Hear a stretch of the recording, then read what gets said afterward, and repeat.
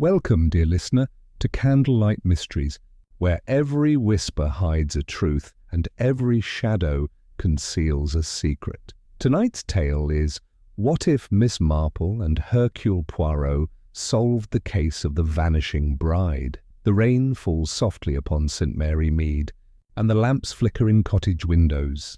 Tea is poured, curtains drawn, and the village hums with gentle talk of weddings and disappearances. Among the quiet lanes walks Miss Marple, her eyes kind yet knowing.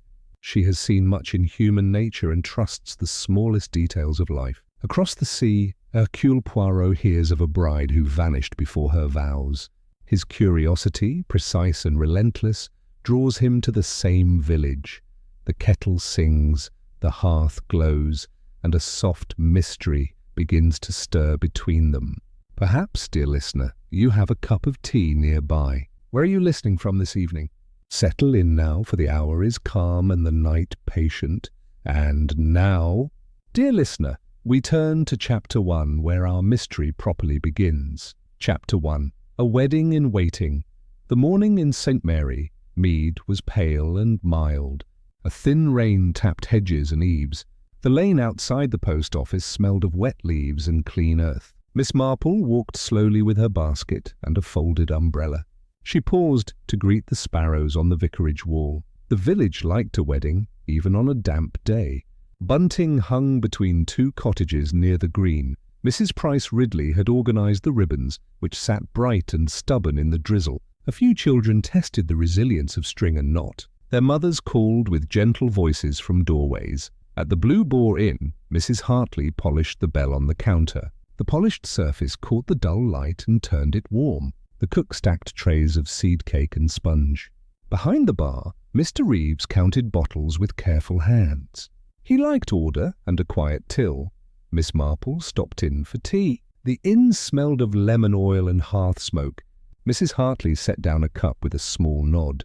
Miss Marple smiled and asked for 2 lumps of sugar. She took out her knitting and found her place with a light touch. By 10, the talk had settled into the usual rhythm. Clara Densham would marry at the end of the week. Her fiancé, Henri Duval, was a stranger to the village. He spoke English with a careful grace that seemed rehearsed. He had taken a room at the inn, and his shoes were always freshly brushed. Mrs. Hartley leaned close to Miss Marple. She spoke in a soft tavern whisper. She said the gentleman never ate much at breakfast. She said he watched the door each time the bell rang. Miss Marple nodded as if the weather had been mentioned. A new rumour floated in from the green. Someone had seen Clara at the station 2 days ago. She had purchased a parcel of stamps and posted a heavy letter. The detail felt small, yet it tugged at thought. Miss Marple sipped her tea and watched the steam lift and fade. Opening hook, gentle and warm, had done its work. People shared thoughts with the ease of mild rain. The village, like a teapot, had begun to pour. Mrs. Price Ridley entered with a brisk step. Her umbrella dripped at the threshold. She shook it once and looked annoyed at the clouded sky. She took a chair near Miss Marple and announced that the groom was not what he seemed. She said the best lace would be wasted on a man who hid his past. Miss Marple offered a spare napkin for the wet umbrella tip. She asked what was meant by such a remark. Mrs. Price Ridley said she had a cousin in Dover who had heard a name. She said Henri Duval might be Henri something else. Names could travel, faces could follow. Across the room, Mr. Reeves replaced a bottle on the shelf. He cleared his throat and pretended not to listen. He said the gentleman had paid his bill in crisp notes. He said that spoke well enough for character.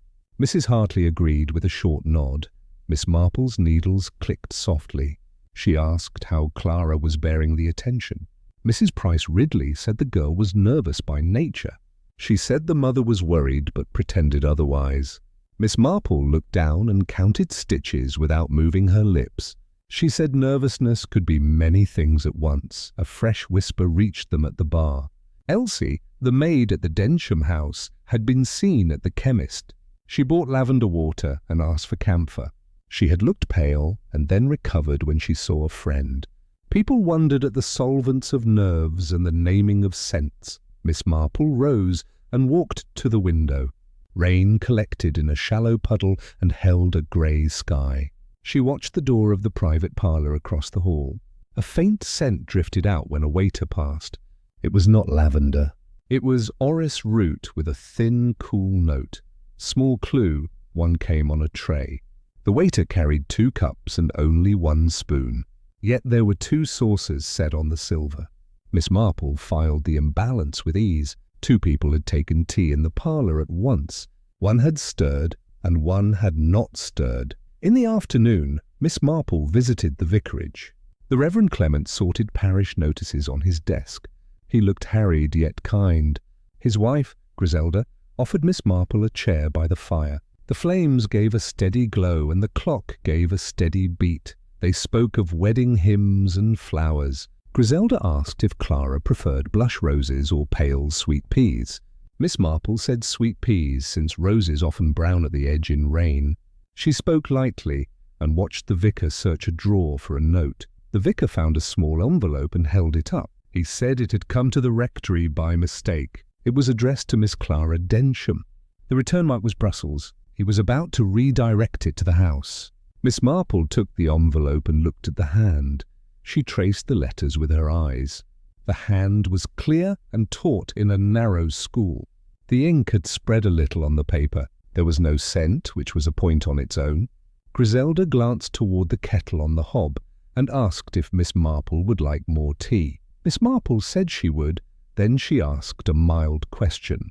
Had the vicar seen Henri Duval at the rectory this week? The vicar said no, though he had sent a polite note to welcome him. He said Mr. Duval had replied with thanks and declined tea for the moment. Miss Marple placed the envelope on the desk. She said Mrs. Densham would want it soon. She asked if anyone had seen Clara at the church since Monday. Griselda said she had, on Tuesday morning. Clara had walked the aisle with a folded list and a quiet face. She had touched the end of a pew and stood still for a while. Another small clue arrived like a shy bird. The vicar said the church keys had been misplaced on Wednesday. They were found in the vestry, on the floor near the window. No harm had come of it, yet the detail had weight. Keys travel with purpose, even in small parishes. Miss Marple thanked them and put on her hat. The lane outside glistened with thin water. She walked past the grocer, who was sweeping the step. He said the foreign gentleman liked sardines packed in oil. He said the tins left a neat ridge on the counter when stacked. At the Densham gate, Miss Marple paused. The garden borders were trimmed square by a careful hand. The front path showed faint marks of recent brushing. The brass knocker shone with fresh polish and a slight smear under the ring. Such work was done in haste by someone unused to polish. Elsie opened the door and led her to the drawing room. Mrs. Densham rose from a chair and gave a small smile. She looked tired and tried to conceal it. Clara's portrait, painted last summer, sat on a side table in a modest frame. Miss Marple admired the portrait and asked after Clara. Mrs. Densham said Clara was upstairs with a headache. She said the dressmaker had come and gone. She spoke about lace and hems. The words were careful and gave more about fear than fashion. The maid brought tea. Miss Marple watched the tray as it crossed the carpet. The tray did not rattle, which spoke to the maid's steady hand. The teapot had a fine crack on the handle base. It had been mended with clear glue from the chemist. The pot was sound, yet it warned of past strain. Small clue too rested in the cup. The rim showed a faint lip print on one side. The cup had been washed poorly before use. The mark held a trace of violet colour and a cold powder note. Miss Marple remembered the orris scent from the inn parlour. She asked about visitors that morning. Mrs. Densham said Mrs. Price Ridley had called with fabric samples. She said Henri had sent flowers by the inn boy. She said the dressmaker had pinned a hem and pricked a finger. Then she looked down, and her hands tightened on her handkerchief. Miss Marple asked if Clara had received letters from abroad. Mrs. Densham said a few old friends had written after the war. She said some people remember dear losses with new letters. Miss Marple said that was kindly put. She asked if any letters had gone unanswered. Mrs. Densham paused and said there had been one. She did not name the writer. She said Clara had not wished to speak about it. Miss Marple folded her hands and looked at the portrait again. The painter had softened the eyes and made the mouth still closed as the maid entered again. She whispered to her mistress and held out a small parcel. Mrs. Densham thanked her and slipped it into a drawer. The motion was smooth, yet the drawer stuck a little. A corner of a photograph had torn and caught on the wood. Miss Marple kept her eyes on the drawer a moment longer. She asked if she might step to the window. Mrs. Densham agreed with a thin smile. Rain beaded on the glass and made the garden swim. A thrush lifted from the laurel and left a brief gap in the green. She turned back and asked about the parish bazaar. She praised Clara's organising list. She asked if the flowers were still to be arranged by Mrs. Hartley. Gentle talk kept the room steady, which helped the nerves of both women. Mrs. Densham answered with care and gratitude. Elsie returned with a message from the hall. Mr. Henry Duval had come by and asked for a word. Mrs. Densham's hands tightened again, then she smoothed her skirt. She asked Miss Marple to stay and have another cup. Miss Marple agreed, and the maid went to bring the visitor in. Henri Duval entered with a hat in his hand. He bowed slightly and greeted Miss Marple by name. He had a neat moustache and watchful eyes. His coat was damp at the cuffs, but his shoes were dry. Miss Marple said good day and asked about his room at the inn. He said it was comfortable and quiet. He said the village was charming. He looked at Mrs. Densham and said he had brought a paper for Clara to sign. It concerned a small matter of the ceremony. Mrs. Densham said Clara was resting and would not come down. She asked him to leave the paper with her. He bowed again and placed a folded document on the table. He kept his hand there a moment, as if reluctant to let go. Then he smiled and stepped back. Miss Marple looked from the paper to the man. She asked a simple question. Had he known Clara long before the engagement? He said they had met in London during winter. He said a friend had made the introduction. His eyes shifted to the portrait and then away. Small clue, 3 glinted on his watch chain. A tiny charm hung at the end, shaped like an enamel sheaf. It was the crest of a Belgian school in Liège. The enamel had a small chip at the edge, which matched a mark seen on an old photograph frame in the vicar's study. The echo was faint, yet it rang. Miss Marple asked if he liked sardines. He laughed softly and said he did not care for them. The answer was too quick, and it came with a small frown. Mr. Reeves had spoken of stacked tins, which now suggested purchase for another. Provision for a journey could be made by anyone. He took his leave and promised to call tomorrow. He lifted his hat and moved to the door. The maid held it open and watched him go with careful eyes. Miss Marple saw the silver tip of a cane through the crack before the door closed. Elsie brought fresh hot water. Miss Marple thanked her and smiled. She asked if the new dress had many buttons. Elsie said many, and she laughed without ease.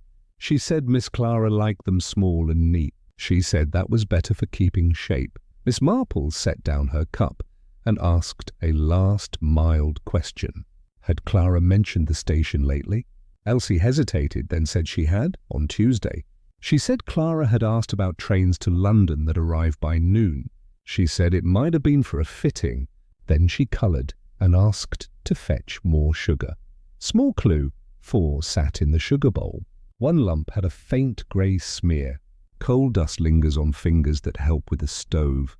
Elsie's hands were clean, so the dust came from someone else. Perhaps from a man who had visited the kitchen door instead of the front. Miss Marple rose to leave. At the hall table, she took a calling card from her bag. She wrote a short note on the back in neat hand. She asked Mrs. Densham to send for her if Clara felt better by evening. Mrs. Densham thanked her with clear relief. Outside, the rain grew thin and polite. Miss Marple walked to the post office. She asked Mrs. Walker if any foreign letters had come for the Densham house. Mrs. Walker lowered her head and checked a small ledger. She said a letter from Brussels had arrived yesterday, redirected to the rectory by mistake. Miss Marple nodded and asked about parcels. Mrs. Walker said none had come. From the post office, Miss Marple crossed to the green. She watched 2 men adjust the bunting. One man wore a dark coat with a torn pocket lining that peeped white. The other hummed and held a tin of tacks. Miss Marple thought of small economies and the pride of careful repair. She continued to the Blue Boar Inn. Mr. Reeves was polishing glasses with a clean cloth. Miss Marple asked after the groom. Mr. Reeves said he had returned from a walk by the lane. His shoes were almost spotless, which was unusual on such a day. The gate left little mud when the path was chosen with care.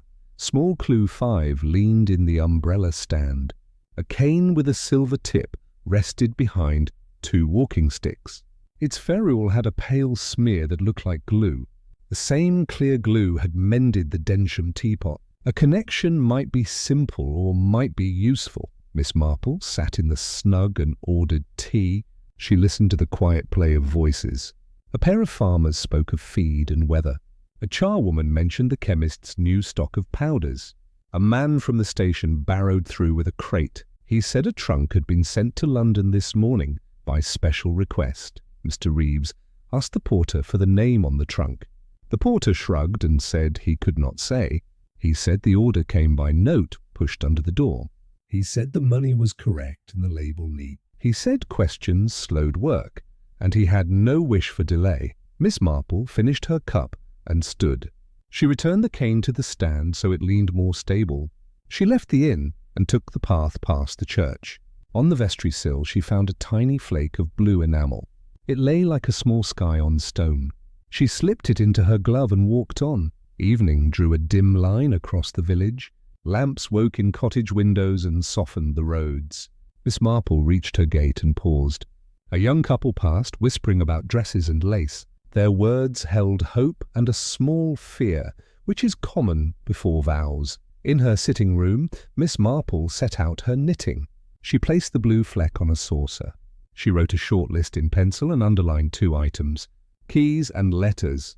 She added a 3rd word after a pause. Glue. She allowed her mind to rest on a quiet thought.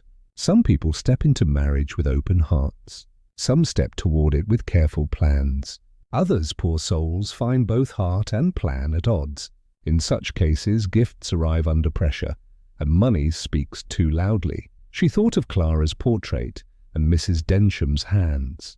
She thought of Henri's quick answer about sardines. She thought of the trunk sent to London and the clean shoes.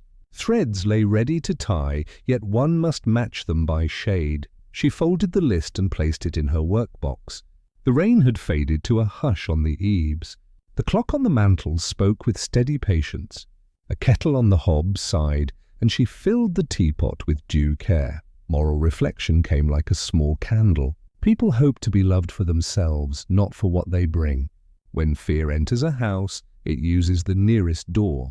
A wise heart listens to fear, then asks what kindness and caution can do. She looked again at the saucer with the blue fleck. She thought of a small crest from a Belgian school. She thought of a photograph that caught on a drawer. She thought of a letter from Brussels that had gone astray. Gentle order returned, and the first day of inquiry found its rest. Miss Marple drew the curtains and took her chair. She set her knitting to a calm rhythm. She did not hurry the pattern, for haste often hides a mistake. Tomorrow would ask for new eyes and new ears. Chapter 2. The Bride Who Never Came. The morning of the wedding began with sunlight that never warmed the air. Thin clouds moved across the village roofs. The church bell, meant to sound for joy, stayed silent. Miss Marple noticed the stillness as she drew her curtains. The garden below looked too quiet for a wedding day. At 9 o'clock, the vicar's wife hurried past Miss Marple's gate. Her bonnet ribbon fluttered against her cheek. She called to no one and held a bouquet close to her coat. Behind her, the village girls carried baskets of petals. They moved as if walking through fog. At the Densham house, the windows were shut.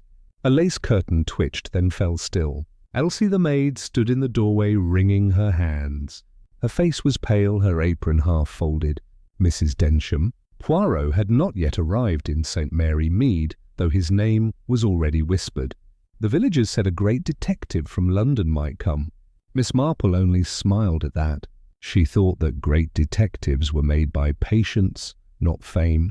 By noon, Inspector Slack came up the lane. His boots were muddy, his notebook firm in his hand. He greeted Miss Marple with his usual short nod. She offered him tea, which he refused. He said he had work at the Densham place. She said softly that work goes better with warmth in the cup. He smiled despite himself and said perhaps later. He asked if she had seen Clara that morning. She said no, but she had seen her curtains drawn at dawn. Curtains told much about a household. At the Densham home, the inspector found the wedding ring still in its box. A note lay in the grate, half-burned. It read only, "Forgive me, I cannot." The handwriting was Clara's. The rest was ash. Miss Marple arrived with a small basket of scones. She said Mrs. Densham would need something to keep her strength. Inside, the house smelled faintly of lavender water and damp lace. The maid wept in the kitchen. Mrs. Densham sat near the hearth, her eyes fixed on the embers. Miss Marple placed the basket on the table. She looked at the floor. There was a faint smear of soot near the rug edge, shaped like the sole of a man's shoe. It pointed toward the back door. She bent slightly to adjust her skirt. Her eyes followed the mark to where it faded by the mat. It was narrow, more like a city shoe than a villager's boot. She straightened and asked when Henri Duval had last visited. Mrs. Densham said he had come late the previous evening. He had brought roses and left soon after. He had seemed restless but polite. Clara had gone upstairs after speaking to him. When Mrs. Densham went to check on her later, the room was empty. Miss Marple looked at the mantel. A photograph had been turned face down. She asked gently why. Mrs. Densham said she could not bear to look at it. Miss Marple lifted the frame, turning it upright. The picture showed Clara in her garden, smiling faintly. But behind her stood a shadow of another figure, half cut from view. Small clue one rested there. A man's sleeve of uniform cloth, cropped by the edge of the photograph. Miss Marple noted the braid trim. Foreign, military, old. Inspector Slack entered and nodded at Miss Marple. He asked about the burned note. She said she had only seen what was left. He grunted and looked about. He said the groom was missing too, his luggage gone from the inn. Mrs. Densham gasped softly.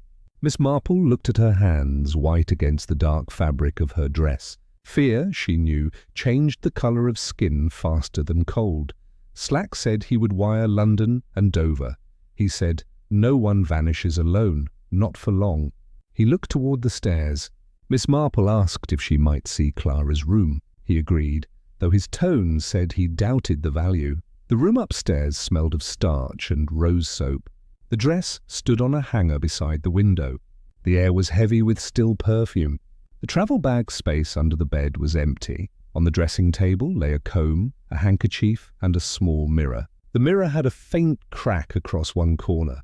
In its reflection, Miss Marple saw a folded envelope tucked behind the vase of tulips. She moved closer and drew it out. It was addressed in the same hand as the burned note. Inside only a pressed flower, brittle and white. She held it near the window. The scent had long faded, but faintly it carried a trace of orris.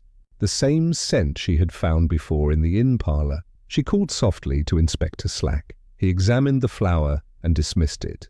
Miss Marple said that pressed flowers keep memories longer than letters. He frowned and told her not to start any theories yet. Downstairs, the hall clock struck 12. The bell's tone seemed to fill the whole house. Mrs. Densham rose from her chair, her voice unsteady. She said Henri Duval had promised to return by noon. He had not. Miss Marple stood near the window. Outside the lane was still. Rain had stopped, and thin sunlight caught on the wet gravel. A man passed in the distance, pushing a barrow. He turned toward the station road. The air felt changed, like a breath drawn but not released. Miss Marple folded the envelope and placed it in her bag. She asked quietly to speak with Elsie. The maid came, eyes red and voice shaking. She said she had heard voices the night before. She said Miss Clara had cried softly, then laughed once, low. After that there was silence. She had seen a shadow cross the landing near midnight. Miss Marple asked if she recognized it. Elsie said it was not Miss Clara's figure. It was taller, broader, and carried a coat over one arm.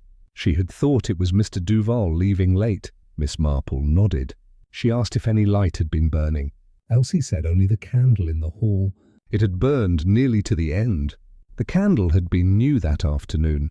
Small clue, too, stood on the shelf beside the stairs. The candle stub, melted unevenly, told her time and haste. Someone had waited long enough for wax to pool, but not long enough for calm. Closed as the inspector returned from the garden. He held up a broken chain link and said it came from the gravel path. Miss Marple looked at it, her eyes soft and deep. She thought of the chain on Henry's watch and of all the quiet things that snapped before the sound was heard. By mid-afternoon, the village had gathered near the church. The flowers wilted in the chill. Children whispered that the bride had been stolen away. The vicar, solemn and tired, spoke of faith and patience. Miss Marple stood beside the gate and listened to the murmurs. Mrs. Price Ridley announced that the groom was a scoundrel. She said she had heard he was seen at the station with a heavy trunk. Mr. Reeves from the inn confirmed that one trunk had been sent on the early train to London. It had been labelled private papers. Miss Marple asked who arranged the carriage. Reeves said a note had been left at dawn. It was signed only H.D. The handwriting, he said, was oddly round for a man's. She thought of Clara's loops in the burned note. Round and careful, like petals closing. She thanked him and walked toward the churchyard. The graves were damp and shining with moss. Among them she saw a small bouquet of white lilies, recently placed. The ribbon held the same pale thread as Clara's wedding dress. Small clue. 3 waited there, quiet and patient. The lilies were wrapped in a page torn from a foreign newspaper. The print was French, and the date was last week. Someone had read and reused it. Miss Marple tore a corner of the paper and slipped it into her glove. She knew newsprint seldom travelled without hands to carry it.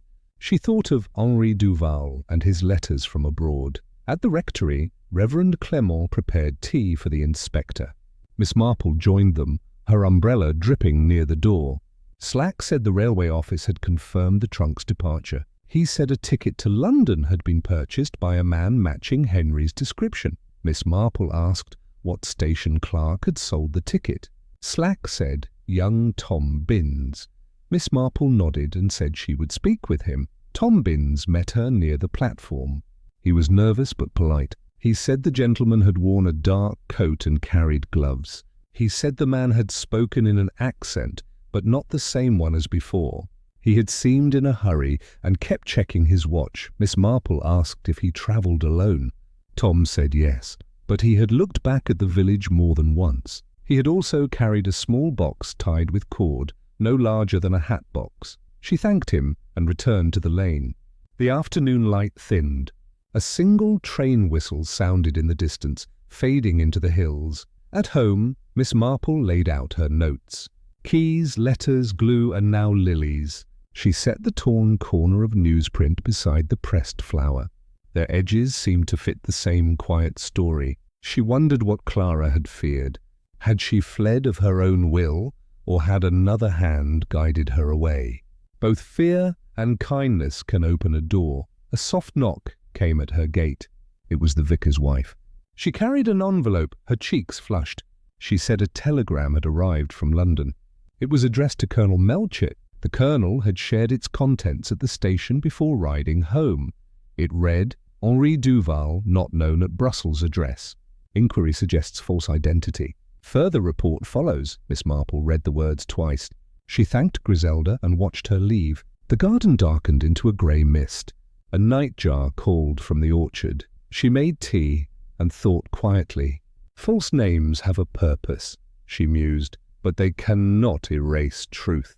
A man may change his paper, but not his habits. She recalled the silver-tipped cane, the enamel flake, and the scent of orris. She recalled the pressed flower, the candle stub, and the shoe print. All small things, yet together they whispered of planning. She saw the pattern take shape in her mind. A man seeks a bride with means. A letter from abroad stirs memory and risk. A mother hides fear. A daughter vanishes before the trap can close.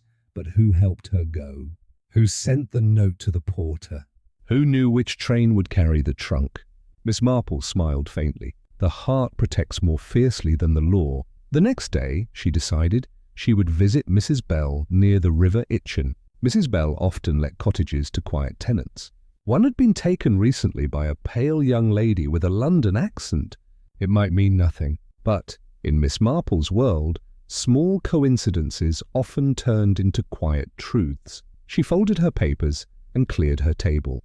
Outside, the mist deepened and the lamps began to glow in the lane. A cat crossed the garden wall and disappeared into the hedge. Her reflection sat calm in the window pane. Behind her, the clock ticked its slow rhythm. She thought of Clara's vanished figure and the voice that said, "Forgive me, I cannot." Forgiveness, Miss Marple thought, is a gentle thing. It begins where fear ends. Yet no heart can forgive until it feels safe. Perhaps Clara sought not escape, but safety. That, Miss Marple decided, was the difference that mattered most. Chapter 3. Arrival of the Belgian detective. A soft mist hung over St. Mary Mead that Tuesday morning. The clock on the church tower struck 9, its sound dim through the fog. The village, weary from gossip, had grown cautious in tone. People spoke of Clara Densham in lower voices now, as if her name were a prayer or a warning. Miss Marple stood by her gate, trimming a rose stem. She wore a grey shawl and moved with the ease of habit. Across the lane, Mrs. Price Ridley passed with her shopping basket. She stopped, of course, to share the morning's latest thought. She said a stranger had been seen stepping from the motor omnibus. He had an accent, she said, and shoes polished to a mirror. He asked for the Blue Boar Inn and spoke of the Densham case with polite concern. She added that he wore gloves in warm weather, which always meant secrets. Miss Marple smiled faintly. She said secrets come as often with clean hands as with dirty ones. Then she returned to her rosebush and thought about polished shoes. By noon the stranger had taken a room at the inn. Mr. Reeves told the story with mild excitement. The man's name was Hercule Poirot, a Belgian detective of reputation. His luggage bore neat initials and foreign stamps. His moustache, said Mrs. Hartley, curled like a question mark. At the vicarage, the Reverend Clement had already received a note. Poirot requested an introduction to Miss Marple. He wished, it seemed, to discuss matters of discretion and domestic observation. The vicar smiled when he delivered the message. Miss Marple received it without surprise.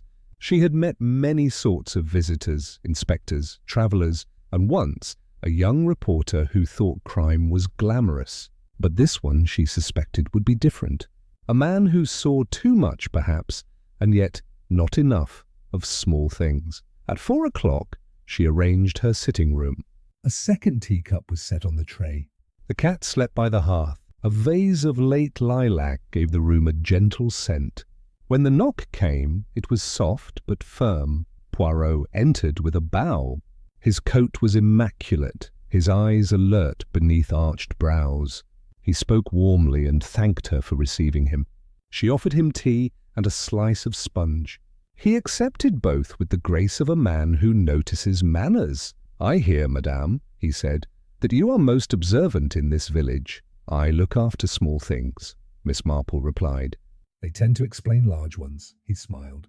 "Ah, the method of the detail." "We agree, you and I." For a moment they sat in silence, listening to the ticking clock. Rain began again outside, steady and soft. Poirot placed his cup on the saucer with care. He asked what she thought of the disappearance. She said only that people rarely vanish without help, and that fear sometimes borrows the shape of courage. He leaned forward. "You believe she fled?" "I believe she acted," Miss Marple said. "The reason may come later." Small clue one came in a casual remark. Poirot mentioned that the innkeeper had found 2 train timetables in Mr. Duval's room, one English, one Belgian. The Belgian one was newer. It had a page torn from the section for Brussels. Miss Marple poured more tea. She said people who plan departures often study more than one road. Poirot nodded but frowned. And yet Mademoiselle Clara took no luggage large enough for travel. She said sometimes the most precious things are carried in the mind. He studied her with mild admiration. "Madame, you are formidable," she smiled gently. "No, merely old." They discussed Henri Duval's letters, his manner, his charm. Poirot described him as a man used to control. Miss Marple said control is often a mask for fear. They both agreed he had lied about something, though not about everything. A knock interrupted them. It was the vicar's wife bringing biscuits. Poirot stood and bowed again, his politeness so exact it made her blush. She left, smiling. Poirot turned back to Miss Marple. The villagers talk much. "I hear that one cottage near the river had a mysterious tenant last week." "Yes," she said. "A nervous woman, quiet as a leaf in wind." He raised a brow. "And you believe this could be our bride?" "I do not believe," Miss Marple said softly. "I notice." They sat again. The fire cracked once, sharp in the quiet. Poirot leaned back, fingertips together. "You have the eye of a detective, madam." "I have the patience of a gardener," she said. Things reveal themselves when left to grow. Small clue, too, appeared as Poirot set down his hat. A small fleck of pale mud fell from the brim onto the rug. It was fine river silt, not common in the village. Miss Marple saw it and tucked the detail away. Poirot must have already been to the riverside. He spoke of his reason for coming. "A letter was sent to me," he said, "by a colleague in London. It contained a clipping about the missing bride and a curious phrase, 'the Belgian connection.' It intrigued me." Miss Marple stirred her tea and said, "Some intrigues begin with kindness." He looked thoughtful. "And others with regret." As afternoon faded, the two sat like mirror reflections of quiet curiosity. The kettle on the hob sang softly. The world outside the window turned to silver mist. When Poirot rose to leave, he asked if she would accompany him to the Densham house the next day. She agreed. They walked to the gate together. The rain had stopped, and the air smelled of earth and lilac. He bowed once more, his shoes shining even in the dull light. She watched him go, thinking how differently men and women read the same world. One measures by order, the other by feeling. Yet both, she thought, arrive at truth if they walk slowly enough. The next morning, the two detectives walked together along the lane. It was a curious sight, the small, neat Belgian with his careful step, and the slight English lady with her folded umbrella and sensible shoes. Villagers watched them from doorways, whispering behind curtains. At the Densham house, Mrs. Densham received them with gratitude.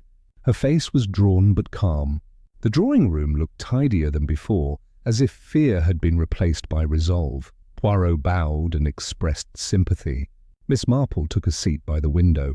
She asked after Clara. Mrs. Densham said she still hoped her daughter would write. Poirot asked permission to see Clara's desk. The mother agreed. He examined the drawers one by one. Each was orderly except the lowest, where a small brass key lay loose. It fitted nothing in the room. Small clue 3 rested beside it, a scrap of ribbon embroidered with a blue thread. Miss Marple recognized it at once. It matched the lilies left in the churchyard. Poirot held it to the light. "A souvenir, perhaps?" Miss Marple said. "Or a signal." He looked up. "You think she left it for someone to find?" "She left it for the right eyes to find," Miss Marple said quietly. Mrs. Densham's voice trembled. She said Clara had been frightened of something in her fiancé's past. She had spoken of a letter that would bring trouble if found. Poirot nodded slowly. "And yet the letter is missing." Miss Marple looked at the photograph still on the mantel. Its glass had been cleaned since her last visit. She noticed a faint mark where a second frame had once stood beside it. "Did Clara keep other photographs?" she asked. "Yes," said Mrs. Densham. "One of a young man she knew during the war." "I burned it years ago." "Or so I thought." Poirot's eyes gleamed. "Ah, so she replaced it. Perhaps she kept a copy." Mrs. Densham hesitated. She said it was long past. Miss Marple thought of the torn picture she had seen, the cropped uniform sleeve. Past things have roots that grow unseen. They thanked her and left. Outside, the lane glistened from a night's rain. Poirot walked in silence for a while. Then he said, "She hid herself." "I'm almost certain," Miss Marple said. "And someone helped her?" He nodded. A man would not risk such planning alone. They reached the bridge over the river. Poirot stopped to look at the water. The reflection of willows rippled faintly. He bent down and examined the mud on the bank. "See, madame," he said, pointing to a faint track. The mark of a small shoe, and beside it a heavier print. Miss Marple looked carefully. The heavier one turned back. "Yes," Poirot said. "A farewell, perhaps?" Small clue 4 glimmered there, a button half buried in the silt. Poirot lifted it with a handkerchief. The enamel matched the flake Miss Marple had found on the vestry sill. "So our paths join," he said softly. They walked on toward the inn. Poirot was thoughtful. "Madame," he said, "we Belgians value order. But sometimes I think your English chaos sees deeper into hearts." Miss Marple smiled. "We value what people do when they think no one sees them." At the Blue Boar, Mr. Reeves brought them tea. He said the missing groom's luggage had been claimed by a messenger the day before. He had shown a written order with Henry's signature. Poirot frowned. "Describe him." Mr. Reeves said the man wore a grey cap and spoke politely, but his voice was lighter, like a woman's imitating tone. Miss Marple looked at Poirot. Perhaps help indeed came from the house. Poirot tapped his chin. "An accomplice or protector?" "Sometimes," Miss Marple said. "Those are the same." They sat in silence a while. The fire gave off a low warmth. Outside, the sound of cartwheels passed slowly on the lane. Poirot leaned forward. "You are thinking, madame?" "Yes," she said. "Of what a mother will do to keep her child from sorrow." He nodded. "And what a man will do to keep himself from shame." Small Clue 5 arrived as Mr. Reeves returned. He said the porter from the station had come with a message. A woman had inquired for a parcel sent to London. She wore gloves and a veil. The porter had noticed her voice, low but not foreign. Poirot's eyes met Miss Marple's. "So our vanished bride may not be so far." She nodded. "Fear walks fast, but hope walks behind." They parted at the inn door. Poirot said he would telegraph London for records of Henri Duval. Miss Marple said she would visit Mrs. Bell by the river. Both agreed that the truth was drawing near, though still veiled. As evening came, Miss Marple sat by her window once more. The village lights shimmered faintly. Somewhere down the road, the inn's piano played a slow waltz. She thought of Poirot's tidy logic and her own quiet instinct. One followed clues like steps on a map. The other followed hearts like echoes in a room. Yet both sought the same end, peace where confusion had lived. She smiled and folded her knitting. Some partnerships, she thought, are like two hands on one thread. Different strengths, same pattern. Moral reflection settled gently. Truth is not a contest. It is a shared candle that burns steadier when passed between minds. Outside, the mist thickened again, soft and watchful. Tomorrow new light would fall upon the river cottage, and with it, perhaps, the first clear shape of the vanished bride's path. Chapter 4. The photograph in the drawer. Morning light fell clear over St. Mary Mead. The rain had passed in the night. Gardens held beads of water on rose leaves. Miss Marple swept her step and breathed the cool air. The village woke with a softer voice today. People greeted one another with careful smiles. The wedding talk had turned to quieter concern. The bells did not ring. At the Blue Boar, Mr. Reeves set cups on a clean tray. Mrs. Hartley polished the counter with small, firm circles. She said the detective had taken coffee early.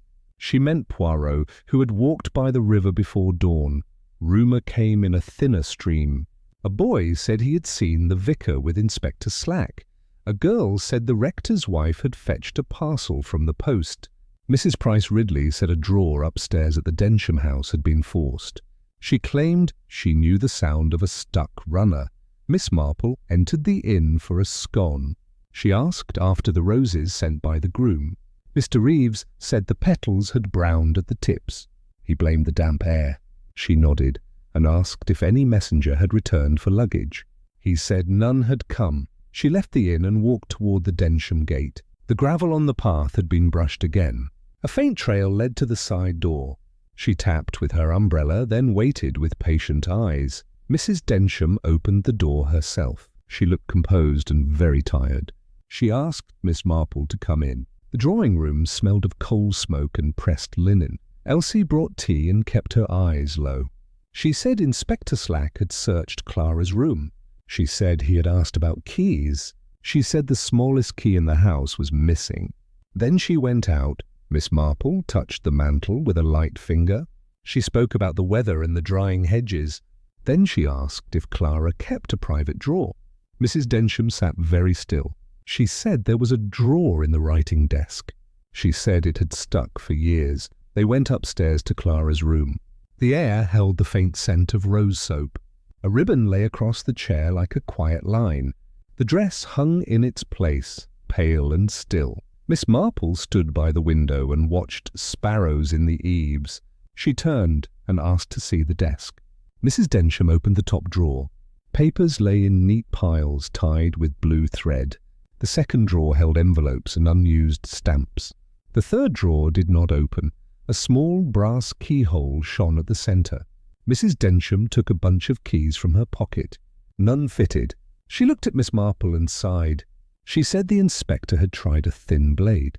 He had failed and left to fetch better tools. Miss Marple asked if she might try a hairpin. Mrs. Densham allowed it with a faint, grateful look. Miss Marple bent close and listened with her fingers. The pin turned with a soft click.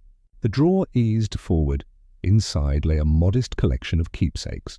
A lace handkerchief lay folded twice.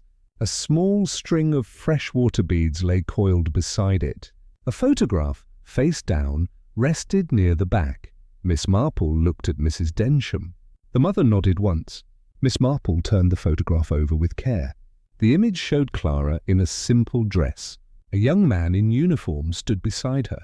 The edges had been cut with blunt scissors. Small clue, one sat where the edge was cut. A sliver of braid remained on the sleeve. The pattern matched the old style of a Belgian regiment. Miss Marple held the photograph to the light. Fresh dust had been disturbed near the cut. She asked if Clara had spoken of the young man. Mrs. Densham said there had been a promise in the war years. She said the young man had gone missing. She said she had urged Clara to take new happiness. Miss Marple placed the photograph on the desk. She looked at the drawer's base. There was a thin smear of clear glue near one corner. The same glue had mended the teapot in the parlour. She thought of careful hands and rushed repairs. Inspector Slack arrived with steady steps. He nodded at the open drawer and made a dry sound. He examined the photograph and raised a brow. He asked if the old sweetheart had family in Belgium. Mrs. Densham did not know. Poirot entered behind him with a small bow. He asked permission to look. He used a handkerchief to lift the photograph. He turned it over and studied the backing. He found a faint pencil note at the bottom edge. It read, in a neat hand, "Promise after peace." He read it aloud in a quiet voice. Mrs. Densham closed her eyes for a moment. Poirot set the picture down with care. Miss Marple moved to the wardrobe. She examined the shelf where a hat box had stood. A circle of dust marked the place. The box was gone. She asked if Clara had taken a hat recently. Mrs. Densham shook her head. Small clue, too, lay on the wardrobe floor. A tiny loop of blue thread had caught on a nail. It matched the ribbon in the lowest desk drawer. Threads travel with their friends, she thought. Poirot asked if any letters had been kept in the drawer. Mrs. Densham said they had been there last spring. She said Clara had burned some after a quarrel. She did not say with whom. Poirot looked at Miss Marple and nodded once. They all returned to the drawing-room. The inspector took notes and asked dates. Miss Marple sat in the corner chair where shadows lay soft. She watched the mother pour tea with a steady hand. The domestic tray held the next truth. The sugar tongs were new and slightly stiff. The teaspoon had a faint dent.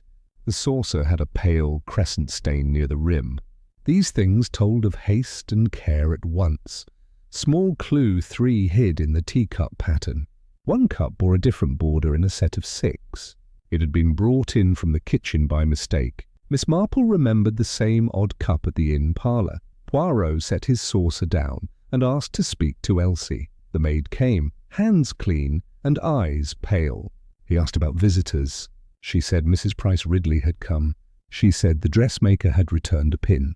She said no one else had entered. Miss Marple asked whether a parcel had been received. Elsie said yes, a small box on Tuesday.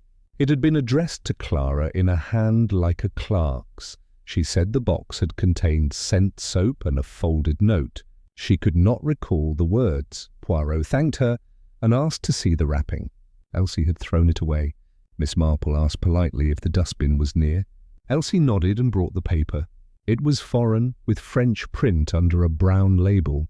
Small clue 4 lifted in Miss Marple's hand. The torn edge of the wrapping matched the page from the lilies in the churchyard. The print was from the same Paris newspaper and the same date. Inspector Slack wrote it down and cleared his throat. He said someone was playing at romance. Poirot shook his head. He said someone was playing at time. Closed as a firm knock came at the door. Colonel Melchett entered with a telegram in his hand. He said the reply from Brussels had come. Henri Duval did not exist at the address he had given. Poirot's eyes fixed on the paper, and Miss Marple looked at the mantel clock. Colonel Melchett read the telegram once more. He said a second note followed with more detail. He said a man named Henri Duchard had travelled under several names. He said one matched the age and description of the groom. Poirot thanked him with a grave nod. Miss Marple asked if the message mentioned the regiment braid. The colonel said no. She folded her hands and thought of cut edges and careful lies. They moved back upstairs for a last look. Poirot approached the desk again. He ran a fingertip over the drawer bottom. He found a thin slit in the wood near the corner with glue. He used a pocket knife and lifted a hidden flap. Inside lay a flat packet wrapped in plain paper. Mrs. Densham gasped and caught the back of a chair. Poirot placed the packet on the blotter and looked to Miss Marple. She inclined her head. He opened the paper. Inside lay 3 items. A second photograph without the cut edge. A small letter sealed with faded wax. A railway receipt for a trunk sent on Tuesday. Small clue 5 gleamed in the uncut photograph. The young man's face was clear. He was not Henri Duval. He was the uniformed sweetheart from years before. His eyes were steady and kind. The crest on his collar matched the enamel fleck from the vestry sill. Poirot opened the letter with delicate care. The seal broke with a soft sound. He read in silence, then handed it to Miss Marple. The letter was from Brussels, dated last month. It warned Clara that a man using a false name had inquired about her inheritance. It urged caution and promised help from an old friend of her father. Miss Marple looked at the final line. It said, "If you fear the groom, send the blue ribbon with lilies." She set the letter down.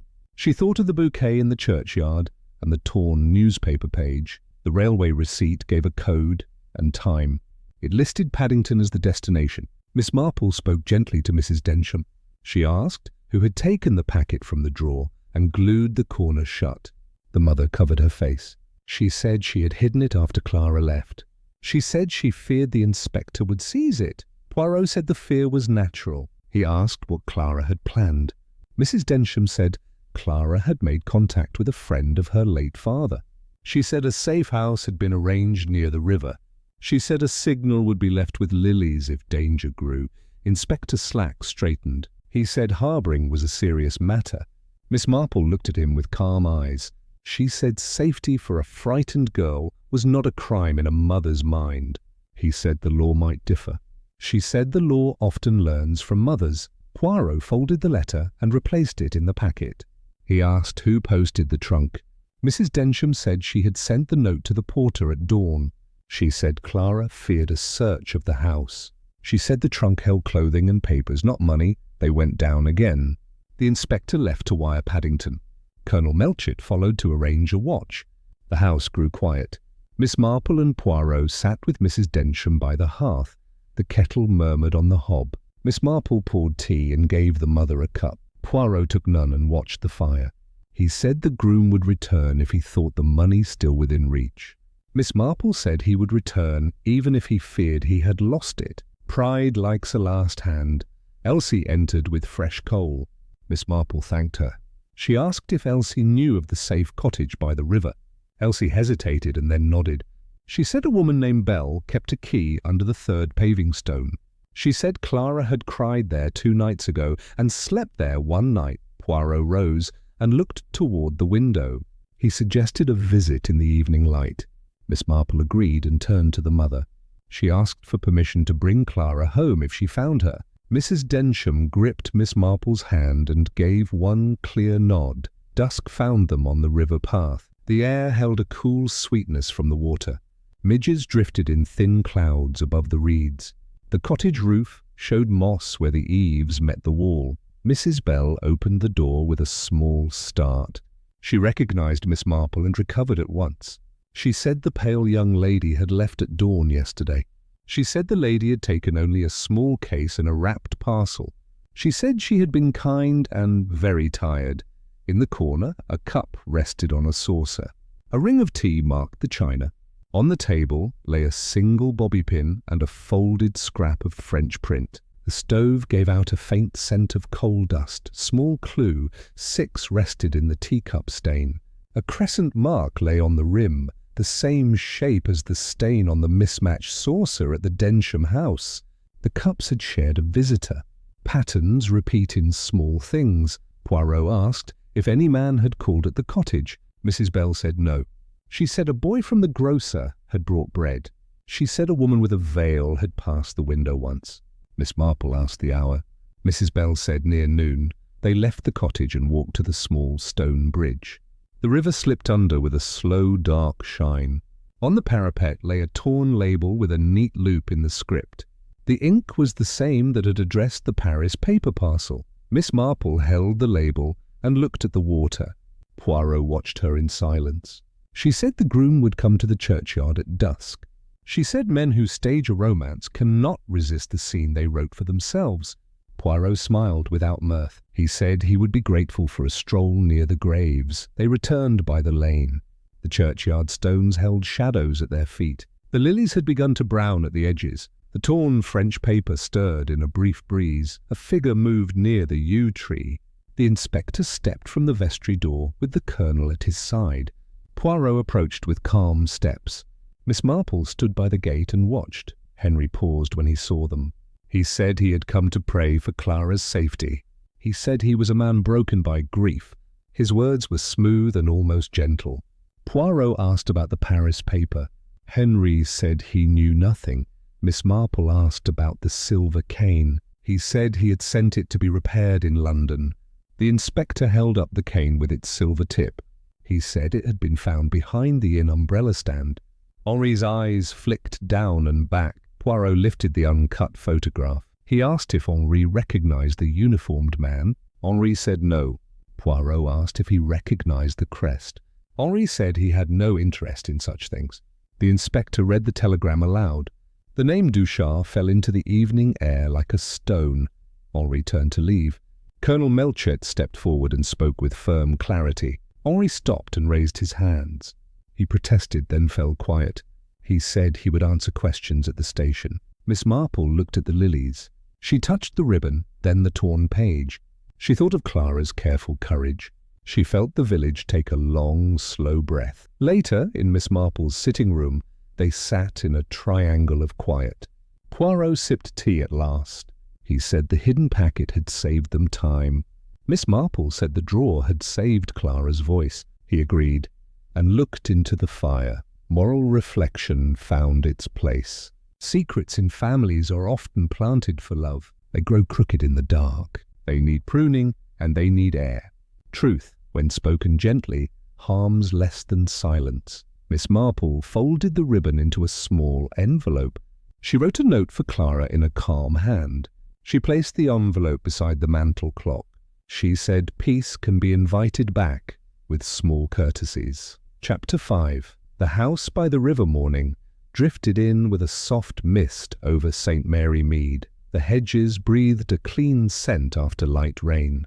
Miss Marple tied on her hat and lifted her small umbrella. The village felt settled yet watchful. At the green, children chalked crooked hopscotch squares. Mr. Reeves swept the blue boar step. Griselda waved from the vicarage gate and asked after news. Miss Marple said there was only the river to visit. A rumour met her near the grocer's window. Mrs. Price Ridley said a tenant had left Mrs. Bell's cottage in haste. She said a strange woman had slept there for one night. She said the woman wept without sound. Mr. Reeves added a new thread in low tone. A boy claimed he saw a man leaving the river path at dawn. The man carried a parcel under his coat. His shoes were polished and wrong for mud. Miss Marple thanked them with a mild smile. She walked toward the lane that led to the Itchen. She liked the smell of water on such mornings. It made memories stand still long enough to read.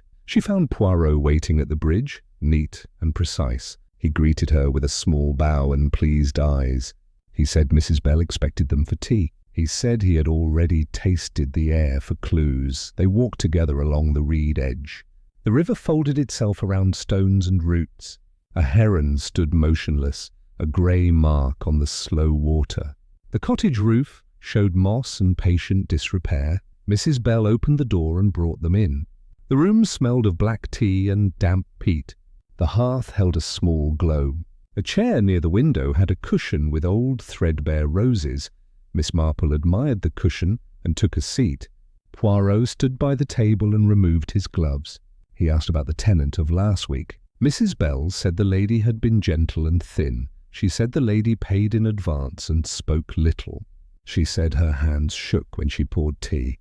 She said she wore a veil in daylight, Miss Marple asked when the lady arrived. Mrs. Bell said late on Tuesday. She left at dawn on Thursday. She took one small case and a wrapped bundle tied with cord. Poirot asked about visitors. Mrs. Bell said none came inside. She said a woman with a veil passed the window. She said a boy delivered bread and jam from the grocer. Miss Marple's eyes moved over the room. On the sill sat a chipped saucer with a ring of dried tea. On the table lay a folded scrap of newspaper in French.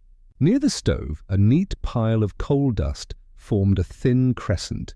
Small clue, one lay in the coal crescent. A single footprint crossed its edge, narrow and well-shaped. A town shoe had stepped where boots usually stood. The print faced the back door. Miss Marple asked to see the back path. Mrs. Bell led them to the yard. The paving stones were uneven with moss. The third stone near the door rocked under a foot. Beneath it, the corner of a small tin box showed dull grey. Mrs. Bell flushed and lifted the stone. She said the box held a spare key and a few coins. She said she kept it there for tenants. Miss Marple looked kind and said it was a practical habit. Poirot studied the yard with a still gaze. He stooped and picked up a tiny blue enamel fleck. He held it in his handkerchief as if it might bruise. He said it matched the vestry sill piece.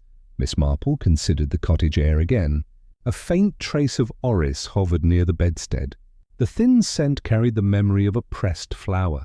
She thought of the envelope found on Clara's table. Mrs. Bell poured tea for them in thick cups. She said the lady had asked for directions to the station. She said the lady had also asked for a quiet place to think. She said she had advised the river path at dusk. Miss Marple thanked her and watched the teaspoon sink and shine. Poirot asked about the man the neighbour boy saw. Mrs. Bell called the boy from the yard. He entered, wiping hands on his trousers. He said he had seen a man pass the cottage at dawn.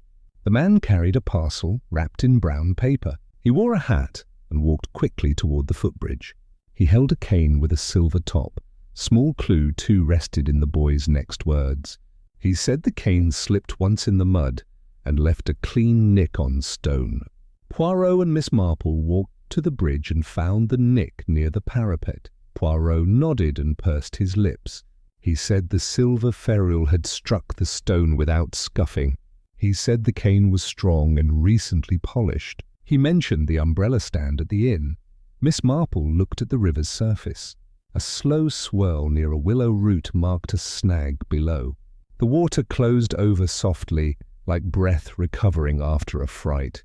She thought of refuge and shallow hiding. They returned inside and sat a while. Mrs. Bell said the lady had pressed a sprig of lily in a book. She showed them the book, a local hymnal left by another guest. The sprig was gone, yet a faint mark remained. Miss Marple touched the page and felt the brittle stain. Poirot read the hymn line above the mark. It spoke of guidance in troubled waters. He looked at Miss Marple with quiet agreement. They thanked Mrs. Bell and left for the path. The river lay beside them like a held thought. The reeds whispered, even when the breeze seemed to stop. Somewhere, a moorhen chuckled in a hidden pool. They reached a spot where grass bent in a double track. One set of prints was small and light, the other heavy and set apart. The heavy steps turned back after the willow. The lighter ones continued to the stile. Small clue, 3 waited at the stile. A short grey hair clung to the top post.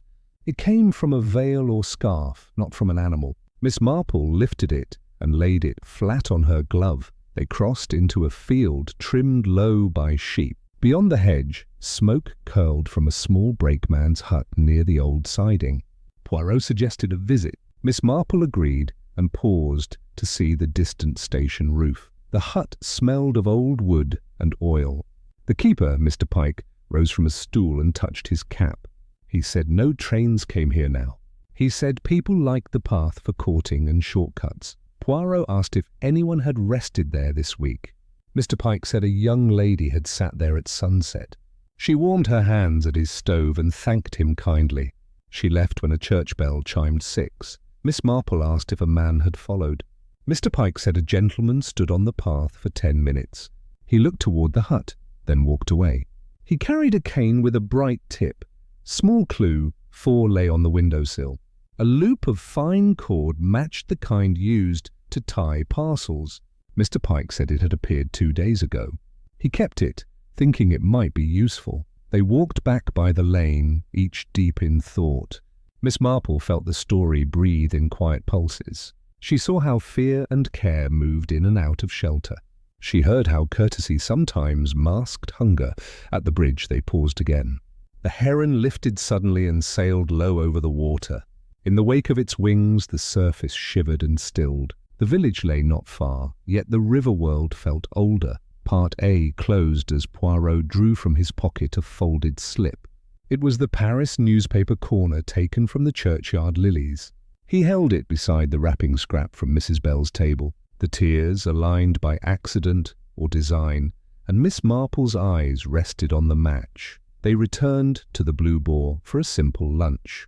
The inn felt hushed and tidy, with the day's fish pie cooling on the bar. Mr. Reeves greeted them and asked after the river cottage. Poirot replied that the cottage was peaceful. He said the river kept good secrets. He asked Mr. Reeves whether the silver-tipped cane had an owner again. Mr. Reeves said no, it still rested behind the walking sticks. Miss Marple asked if any messenger had called for parcels. Mr. Reeves said a carrier had come late yesterday. He had a note showing Henry's hand. He carried away a small box only, not a trunk. Poirot asked where the box was taken. Mr. Reeves said the carrier mentioned the old siding road. He thought it odd, since few used that track. Poirot and Miss Marple exchanged a look of calm interest. Small clue 5 revealed itself in the carrier's receipt. Mr. Reeves kept copies, neat and numbered. The signature on the receipt was careful and round, unlike the groom's fast strokes. The letters looked like Clara's hand imitated by someone else. Miss Marple folded the copy and thanked Mr. Reeves. She asked if Elsie had been by. He said she had fetched soup for Mrs. Densham. She left messages for no one. They finished lunch and stepped out into clearer air. The clock on the church struck 2, measured and comforting. They took the lane to the siding again, moving without hurry. At the hut, Mr. Pike sat with a newspaper folded under his cap. He welcomed them and offered the stool. Poirot asked if he had seen the carrier's cart. Mr. Pike said he had, near sundown. He said the cart stopped for a moment. The man spoke with someone in a veil near the hedge. He could not hear the words. The cart then rattled on toward the station road. Miss Marple asked if the veiled person walked back toward the cottage. Mr. Pike said no, she crossed the pasture toward the church. She moved quickly and kept her head down. Poirot stepped outside and studied the verge. He found a thin scrape on a stone, matching a small metal edge. Near it lay a pin as fine as a needle. It was a dressmaker's pin, not common in the field. Miss Marple took the pin and turned it in her fingers. She said such pins keep 'ems neat. They also hold veils steady in wind. She thought of the dressmaker who had come to the Densham house. They crossed the pasture as clouds thinned and sunlight lit the grass. The village roofs shone as if washed and set to dry. Near the church gate, a tiny bottle lay crushed. It smelled faintly of orris when Miss Marple lifted it. Small clue 6 lingered in the dust that clung to the glass. It was not coal dust, but fine ash from candle wicks. Miss Marple remembered the candle burned nearly to the end on the Densham stairs. They entered the churchyard and paused among stones. The lilies on Clara's ribbon had browned at the edges. On the low wall someone had placed a folded square of paper. It carried the same Paris print. Poirot opened it with care. Inside lay a short note in English. It read, "Not safe to wait. Have gone to Paddington. Seek letter." The hand was Clara's, but the strokes looked hurried. Miss Marple stood very still. She imagined a girl who feared a search of her drawers. She imagined a mother who sealed a packet with love and glue. She imagined a friend of her father watching from a kind distance. They carried the note to Colonel Melchett at the station office. He said a constable already watched the London arrivals. He said Henri Duchat had not been seen. He asked if Clara would risk returning. Miss Marple said a frightened heart risks many things in daylight. Poirot said the girl would make contact in a safer place. He proposed the vicarage library as a likely post. They walked to the rectory as afternoon grew warm and even. Griselda welcomed them with relief and set a teapot on the table. She said 2 letters had arrived and waited on the vicar's desk. The first was from London police, neat and factual. It listed the aliases of Henri Duchat. It noted a habit of courting women with modest estates. It mentioned a school crest from Liège used in a false history. The second letter was newer and handled with care. It held only 4 lines from Clara. It said she was safe but must not return yet. It asked for Miss Marple's help in returning a parcel to its true owner. It named a time near dusk at Mrs. Bell's bridge. Small clue 7 rode in the paper itself. The sheet had a faint watermark from a tea firm in Bayswater. It came from a stationer near Paddington, which marked Clara's path. Poirot nodded at the watermark and smiled without amusement. They agreed on a quiet plan. The inspector would observe from the vestry unseen. Colonel Melchett would wait by the lich gate. Poirot would stand near the bridge with a newspaper held low. Miss Marple would walk as if taking air. Before dusk, Miss Marple stopped by the Densham house. She asked to see Mrs. Densham alone. She held her hand and spoke gently. She asked her to keep the lamps low and the doors locked. She gave her a folded ribbon with lilies pressed inside. Mrs. Densham's eyes filled, then steadied. She thanked Miss Marple and promised to wait. She said if Clara came, she would send a word with Elsie at once. The light turned thin and gold as they reached the river path. The water lifted little mirrors where swallows dipped. The bridge cast a quiet shadow against the bank. The reeds breathed a secret they never told. Miss Marple walked to the middle and rested her hands on the stone. Poirot stood 30 paces away and seemed to study the sky. The inspector moved behind the vestry door with care. A figure came from the field path, small and steady. The veil covered her hair, and her steps were calm. She reached the bridge and paused with a hand on the parapet. Miss Marple turned her head and spoke kindly. She said the evening was gentle. The veiled woman said the water sounded like old lace. Miss Marple smiled and called the woman by name. Clara lifted the veil and showed a pale face. Her eyes were tired and clear. She held a small brown parcel pressed to her coat. Small clue 8 trembled in the knot of the string. It was tied left-handed, which Clara was by habit. The knot had been retied once, leaving a flat curl on the cord. Miss Marple asked if she was safe. Clara nodded and looked toward the churchyard. She said a man had followed her in London, but he lost her at the tea shop. She said she had sent a note by a kind porter. Poirot approached slowly and spoke in a calm voice. He asked if the parcel held the letter from Brussels. Clara said yes, and other papers. She said they belonged to her father's friend. Miss Marple asked if she trusted that friend. Clara said she did, by memory and by proof. She said the friend had used a phrase only her father had known. Miss Marple's eyes warmed at the quiet password. The inspector stepped out, careful and plain. He said the bridge was watched and safe. He said the colonel was near if needed. Clara took a breath that loosened her shoulders. From the path behind them, steps sounded in haste. Henry appeared from the hedge with a sudden turn. He held no cane, only a hat. His face worked to find the proper expression. Poirot lifted his hand as if greeting a chance acquaintance. The inspector moved nearer without show. Miss Marple stood still like a figure in a small painting. Henri said he had come to beg forgiveness. He said he had been misled by business trouble. He said love had led him toward shadows. His words fell into the water and quieted. Poirot asked about the school crest of Liège. Henri's eyes narrowed. He said he hated schools and crests. The inspector asked about the Cane's silver ferrule. Henri said he had never owned such a thing. Small clue. 9 ended the talk with clean light. The enamel fleck in Poirot's hand fitted a missing chip on a button in Henri's coat. Poirot pressed it to the edge and showed the match. Henri's mouth closed in a straight line. Colonel Melchett came forward from the gate. He spoke the man's names and dates. He named the women left without money in 3 towns. He named the false addresses on 2 continents. Henri looked at the river and measured his chances. Then he straightened and offered his wrists calm and cold. The inspector took him without force. Poirot stepped aside and let duty pass. Clara turned to Miss Marple and folded against her shoulder. Miss Marple patted her hand and said she had been very brave.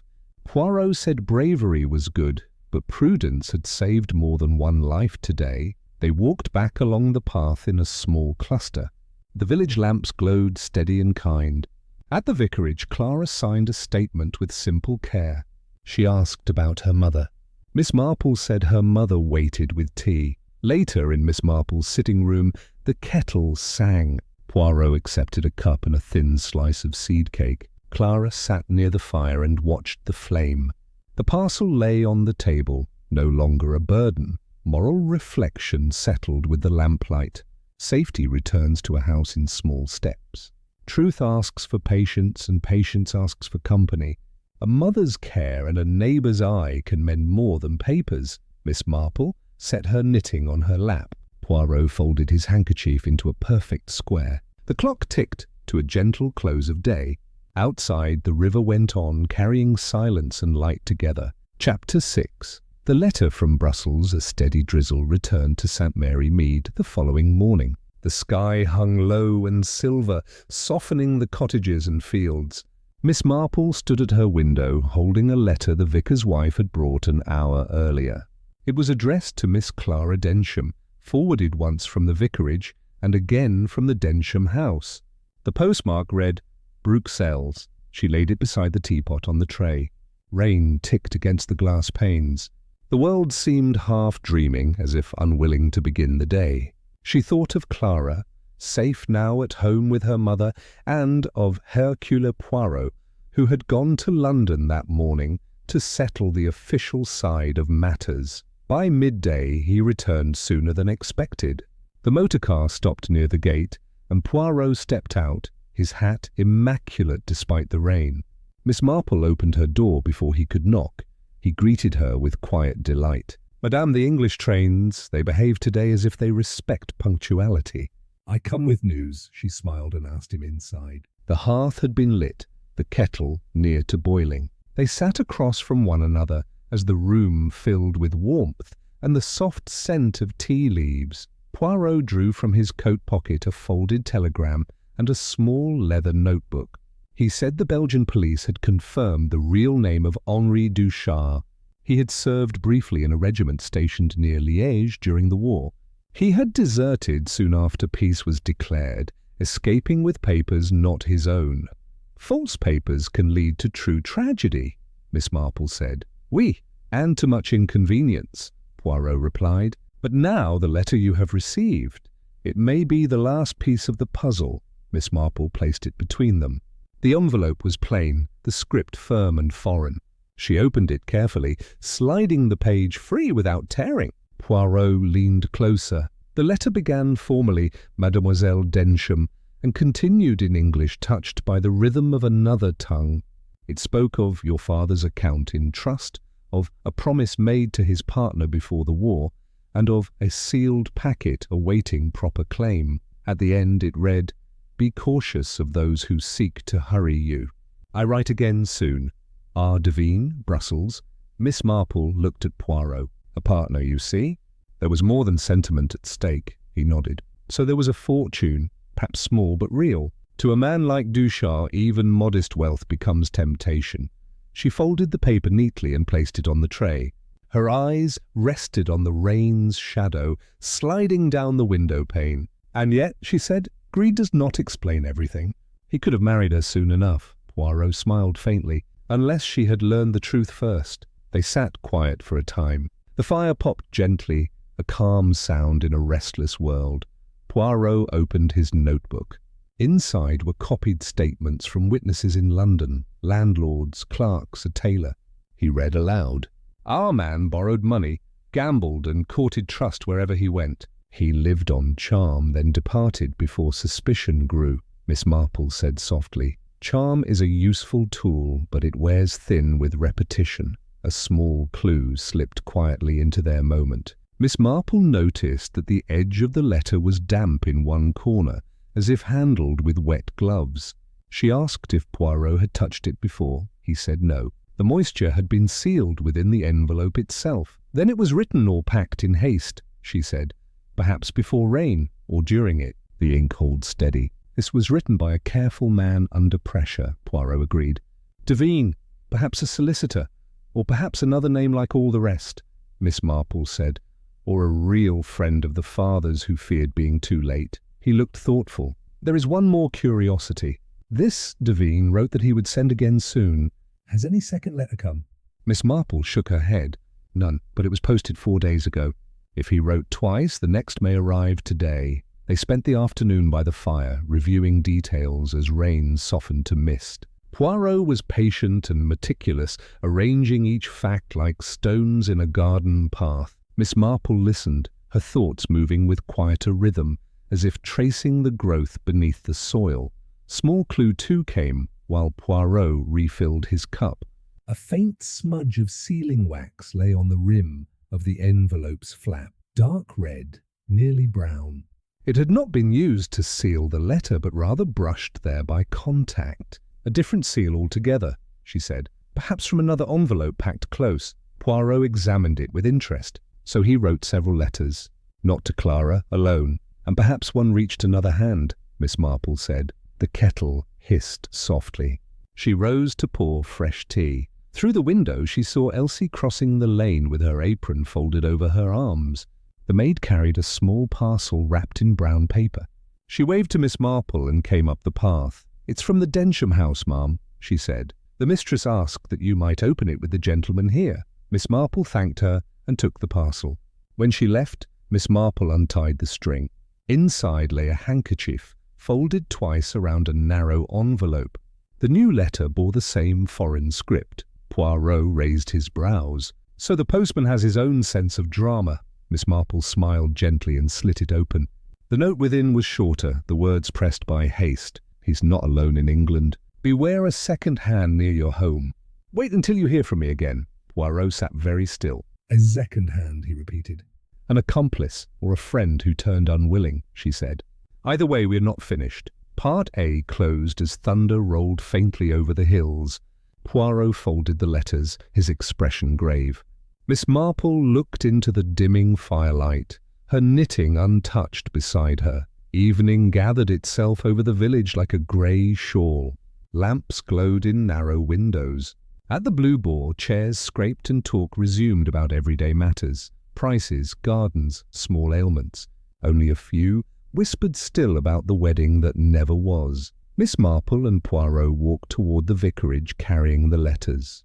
The air smelled of wet leaves and a hint of smoke. They found Colonel Melchett inside with Inspector Slack. Papers lay spread across the table. Poirot explained what they had received. The Colonel examined both letters carefully. He said the Belgian police had also mentioned a man named Devine, once an associate of Clara's father, later ruined by fraud. Whether he had reformed or not was uncertain. Miss Marple asked if any money had yet been traced. The Colonel shook his head. Only the mention of a dormant account unclaimed since 1919. Poirot said if Ducharme learned of it, he had motive enough. But the warning in the letter implies another danger yet. Inspector Slack snorted softly. Letters from abroad rarely mean much. "Half the time they're schemes." "The other half, sentiment," Miss Marple smiled kindly. "And sometimes, Inspector, they are both." She requested the older case file on Clara's father. The Colonel produced a worn folder from his briefcase. Inside were banking notes, a passport copy, and an unsigned affidavit. Miss Marple's eye caught the handwriting. It was the same looping style as Devine's. Small clue, 3 bloomed like a small candle.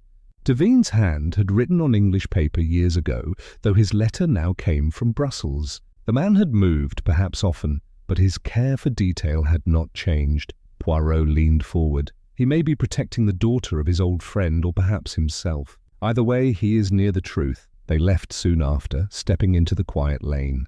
The rain had stopped entirely, leaving the air bright with scent. Miss Marple walked slowly, thinking aloud. If there is a second hand, he may already have written, Poirot said, or visited. The lamps of the Densham house appeared through the hedgerow. Mrs. Densham opened the door before they could knock. She had been waiting, her shawl close around her shoulders. Clara sat by the hearth, her expression calm yet shadowed by memory. Miss Marple set the letters on the table. She asked whether anyone had called during the day.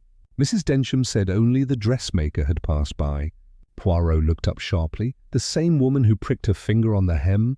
Mrs. Densham nodded. Yes, she came to ask after Clara's health. She said she might send a friend to fetch payment for work already done. Small clue 4 showed itself in that phrasing.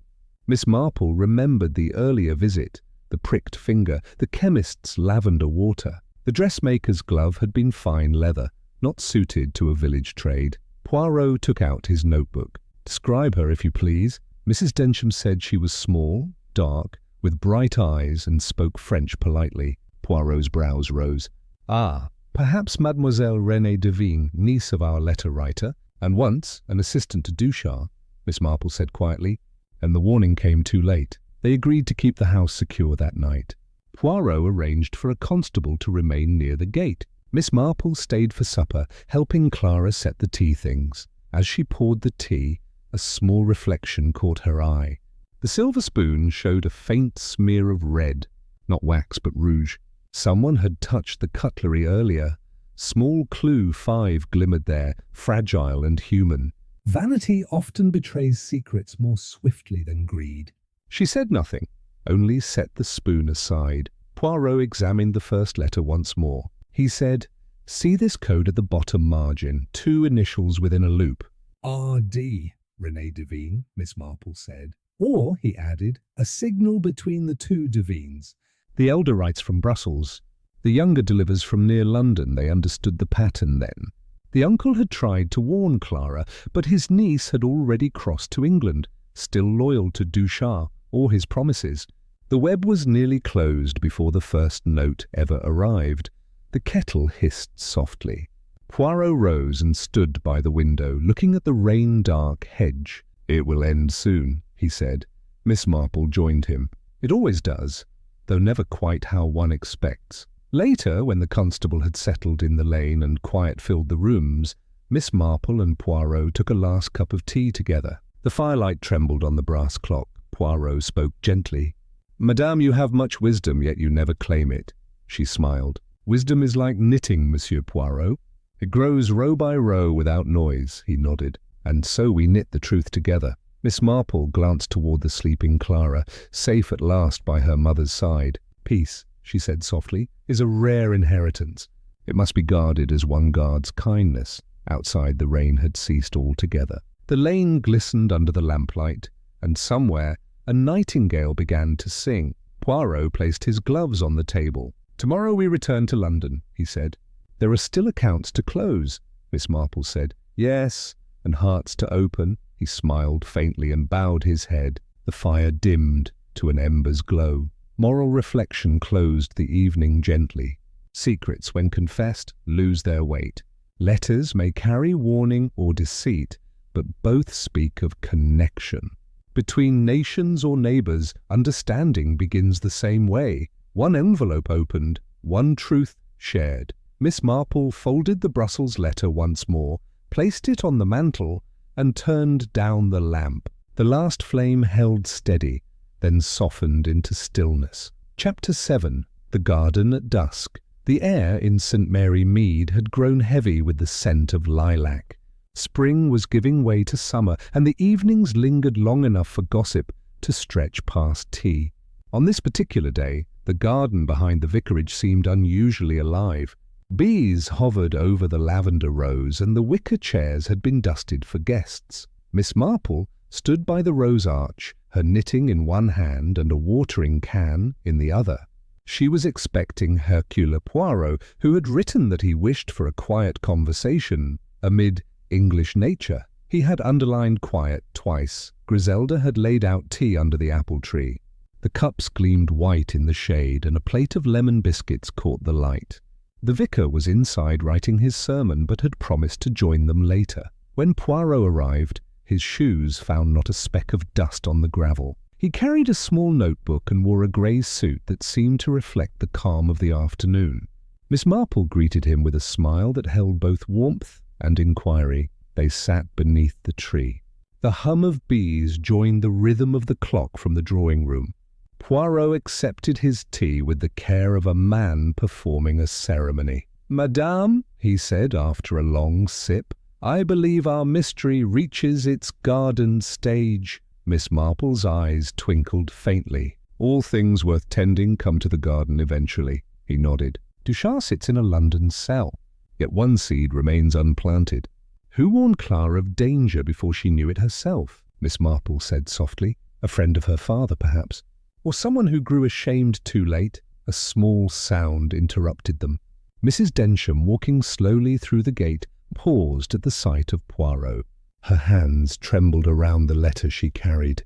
Clara followed just behind, her face pale but steady. Miss Marple guided them to chairs.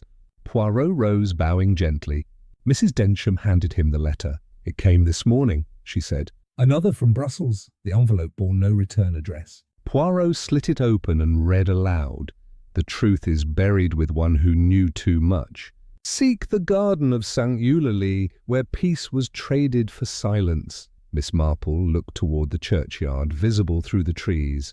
The oldest graves lay beneath ivy, where wild thyme grew. "We have no St. Eulalie here," she said, "but there was once a small convent by that name near Winchester." Poirot's eyes lit with quiet purpose.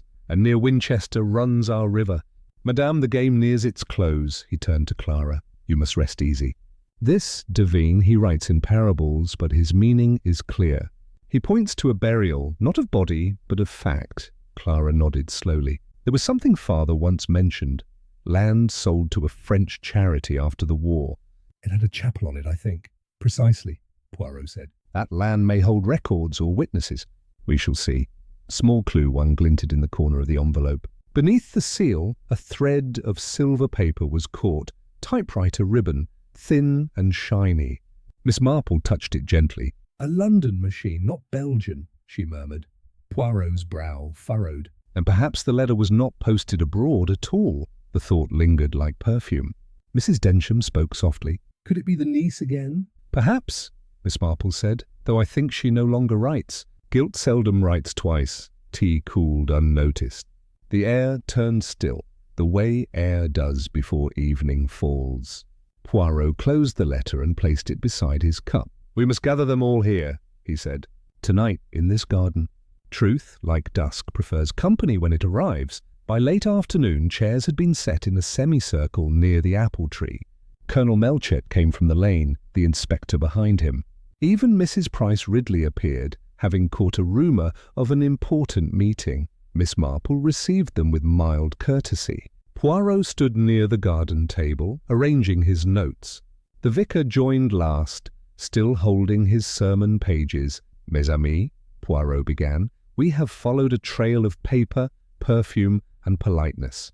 Now we let the pieces rest together and see the pattern." Small clue, too, appeared in the vicar's expression.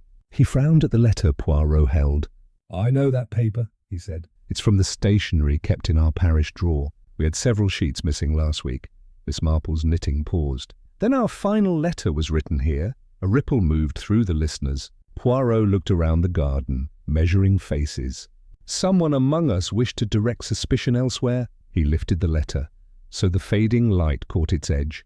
"See the watermark? Dove and Crown, Winchester. The same on your sermon paper, mon reverend."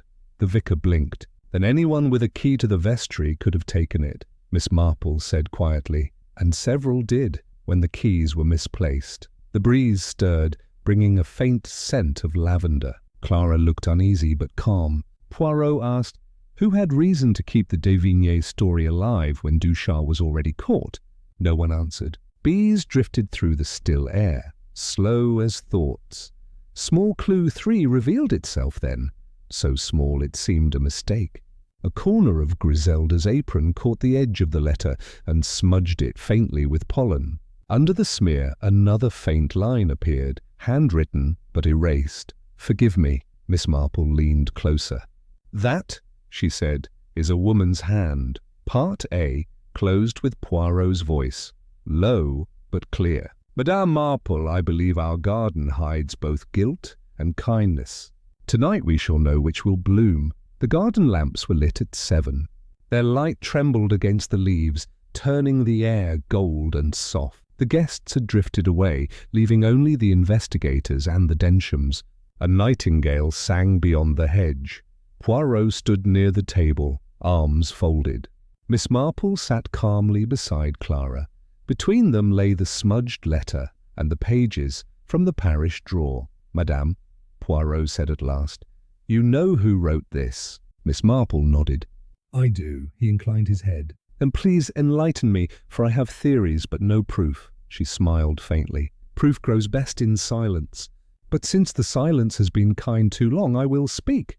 She turned to Mrs. Densham. You wrote it, my dear.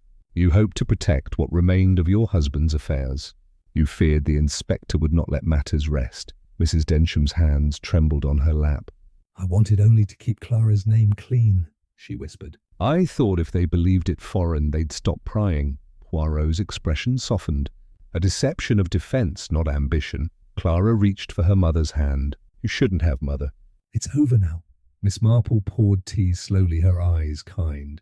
Love writes the strangest letters. You chose fine paper to make your lie polite. It nearly worked. Poirot unfolded the letter again. And the phrase Saint Eulalie, that was your husband's old property, yes? Mrs. Densham nodded. He sold it long ago. I remembered the name. It seemed harmless, Poirot said.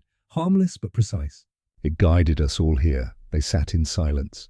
The garden glowed under the low moon. Somewhere, the vicar's cat padded through the grass. Small clue 4 emerged quietly.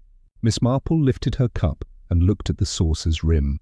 A chip, minute and old, caught her eye. This, she said, belonged to the first wedding tea set, did it not? The one Clara never used? Mrs. Densham smiled faintly. Yes, I had kept it packed away. Miss Marple nodded. Then everything, even the china, wished for peace again. Poirot rose and walked a few steps toward the gate. He said, Colonel Melchett will be satisfied. There is no crime left unpunished. Only too much sorrow punished twice. He looked at Miss Marple. Your England, it heals with small cups of tea. My Belgium, it requires neat accounts. But tonight we agree on mercy. She smiled. Mercy is the quiet conclusion every story hopes for. Poirot bowed his head. Then we have done our duty. The evening deepened. Clara spoke softly. May I write to Devine to thank him for warning us? Miss Marple said, yes, he meant kindness, though tangled in guilt. But make your letter brief. Let him rest, as you will rest. Poirot looked toward the lilacs.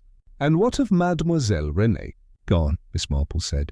Her silence will be her repentance.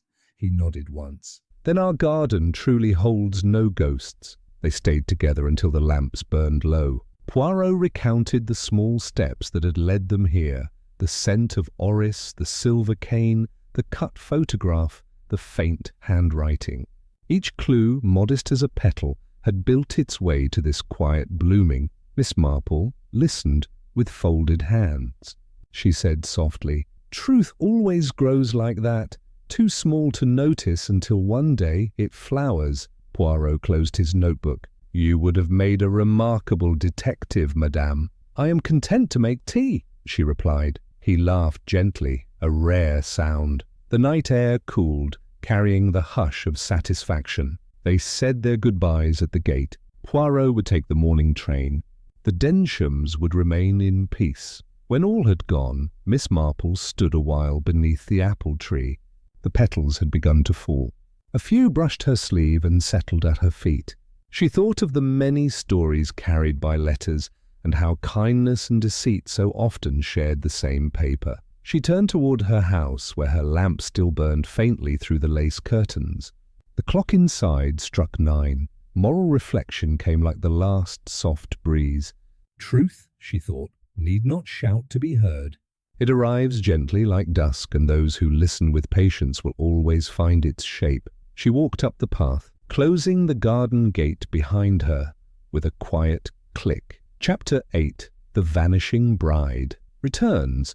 Morning came clear and pale over St. Mary Mead. Mist lifted from the hedgerows, and the first sun of early summer turned the dew to a thin sparkle. The church bell gave one gentle note, as if testing its voice after a long silence. Miss Marple sat at her table, knitting untouched beside her tea. On the mantel lay a telegram delivered an hour before dawn. It had come from Paddington Station. The message was short. Arriving 10 o'clock train. Clara safe. Melchett. She folded the paper once more and placed it in her pocket. Outside, the lane carried a quiet energy. The baker's boy whistled again, and Mrs. Price Ridley had already found a reason to stand at her gate. By 9:30, Miss Marple was walking toward the station. She carried her small umbrella, though the weather was fair. The path smelled of thyme and warm dust. As she neared the platform, she saw Colonel Melchett and Inspector Slack waiting together. Poirot stood a few steps apart, hands folded behind his back, hat tilted low against the light. The train arrived with a mild sigh of steam. From the second carriage, Clara Densham stepped down. She wore a plain blue coat and a simple hat. Her eyes were tired, but calm, like someone who had finished a long, necessary journey. Miss Marple greeted her with both hands. Poirot inclined his head. "Mademoiselle," he said gently, "your courage has been very well placed." Clara managed a faint smile. "I did only what I thought right." "Ah," said Poirot, the phrase of all the truly brave. They led her to a quiet waiting room where the kettle already waited. Mrs. Densham arrived moments later, breathless, her shawl slipping from one shoulder. Mother and daughter embraced without words. Miss Marple poured tea and placed the cup in Clara's hands. "You are home now," she said softly. When the first warmth of reunion had passed, Poirot spoke. "We know most of your tale, mademoiselle, but not all. Will you permit us to listen?" Clara nodded. She drew from her pocket a folded document. "This is the letter my father's friend Devine sent. It told me of the account in Brussels and warned me to be wary. I hid it, fearing Henri might find it." Miss Marple leaned forward slightly. "And did he?" "Not then," Clara said. "But soon after he spoke of travel, of money, of moving to the continent. He said we could live quietly, with means of our own. I asked how he knew of such things. He smiled and said love finds ways." Poirot's brows arched faintly. "Love, yes, but love does not usually visit the bank," Clara continued. "I began to wonder if he had read my letter. Then one night I found my desk open and the key gone. I went to my mother, told her everything and begged her to hide me until I could decide." We sent the trunk to London, as you know. The rest followed its own course." Miss Marple nodded slowly. "And the cottage by the river?" Clara's voice steadied. "An arrangement through Devinia." "He said his niece would help me." "But the niece came not to guard me, but to watch me. When I realized I left before dawn," Poirot's eyes softened, "and so you vanished to keep yourself from danger. A very English courage, modest and efficient." Small clue one came as Clara unfolded a second note. "This," she said, "was slipped under my door in London 2 days ago. I think it came from the same hand that wrote the first letters, but I am not sure." Miss Marple took it gently. The message read, "You may now return home. The danger sleeps. Tell the kind lady that truth has been delivered." She passed it to Poirot. He studied the ink. "The hand trembles," he said. "A man weary or ill, perhaps," Miss Marple said quietly, "or someone writing from conscience." They left the station soon after. The road home felt lighter than before, as if the village itself sighed in relief. When they reached the Densham gate, the sun stood high and clean. Mrs. Densham led Clara inside. The curtains were drawn wide and a vase of lilies waited on the mantel. Miss Marple set her gloves down and Poirot took a seat near the window. "Tell me," he asked, "have you heard again from the Devine?" Clara shook her head. "No, I suppose the letters have ended." Miss Marple smiled gently. "Letters, like mysteries, end when they have served their purpose." Small clue, 2 appeared in the vase itself. The lily's ribbon had been replaced with fresh silk, but the knot matched the one tied left-handed, the same Clara had used on the bridge. Miss Marple's eyes rested on it with quiet satisfaction. Poirot rose from his chair. "The story," he said softly, "returns to its hearth. But before it ends, there is one question left to ask." He looked at Clara, then at Miss Marple, who sent that final note. Afternoon light filled the drawing room, soft and even.